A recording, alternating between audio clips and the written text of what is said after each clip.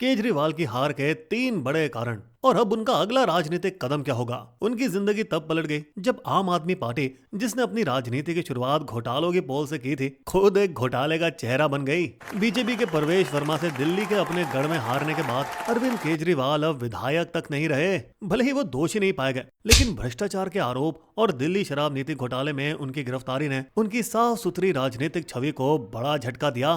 बड़ा सुधार लाने वाली नीति जब घोटाले में बदल गई तो उनके डिप्टी मनीष सिसोदिया की साफ छवि भी चकनाचूर हो गई, जो कभी दिल्ली में शिक्षा सुधार लाने के लिए मशहूर हुआ करते थे। केजरीवाल, जिन्होंने कभी पूछा था पैसा कहाँ गया, अब खुद वही सवाल टालते नजर आ रहे हैं। फिर शीश महल विवाद सामने आया, जो शायद ताबूत में आखिरी कील साबित हुई, क्योंकि वो आम आदमी जो सड़कों पर सोकर विरोध करता था, अब करोड़ों रुपए के महल में रहने का आरोप झेल रहा था। कैग रिपोर्ट के मुताबिक उनके सीएम बंगले को चकाचक करने का खर्च 33 करोड़ रुपए तक पहुंच गया था, जो पहले महज 7.61 करोड़ था, यानी 342% की बढ़ोतरी। इस खर्च में 11 टीवी और 75 बोस स्पीकर, जिनकी कुल कीमत 75 लाख थी, 4.8 लाख का मिनी बार और 19 लाख की जकूजी जैसे महंगे शौक थे। यही नहीं, उनके शीश महल में 96 लाख के पर्दे भी थे, शायद अपनी शाही ठाट बाट को टैक्स पेयरों की नजरों से छुपाने के लिए। सालों तक हमारे खो खो भैया ने खुद को विक्टिम बताया, कहते रहे केंद्र सरकार उन्हें टारगेट कर रही है, लेकिन अब वो जनता के आरोपों को मानने को तैयार नहीं है।